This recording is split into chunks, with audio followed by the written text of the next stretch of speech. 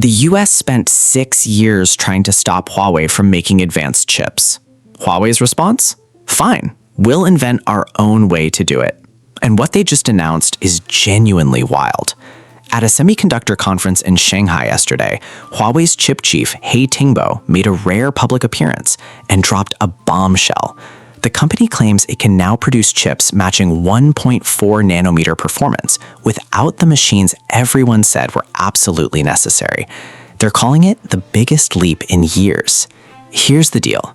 Since 2019, US sanctions have blocked Huawei from accessing EUV lithography machines, the insanely expensive room-sized tools that companies like TSMC use to etch impossibly tiny circuits. Without them, Huawei has been stuck at roughly 7 nanometer chips, while the rest of the industry races ahead. So, Huawei did something clever.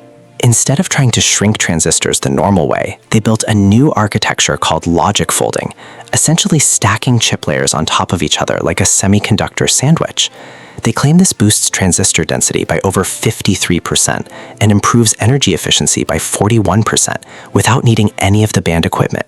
They also introduced something called the Tau scaling law, basically their own replacement for Moore's law, focused on making data move faster through chips rather than just making transistors smaller. And the first chip using this tech? The Kirin 2026, dropping this fall. Huawei says they've already designed 381 chips using this approach over the past 6 years. If this actually works at scale, it changes the entire chip war. TSMC plans 1.4 nanometer production by 2028. Huawei says 2031. That's a 3-year gap, way smaller than anyone expected. The sanctions were supposed to keep China a decade behind. Huawei just said, how about 3 years? Big claims require big proof, and we won't know if LogicFolding truly delivers until that Kirin chip launches this fall. But one thing's clear, this tech Cold War just got a whole lot more interesting.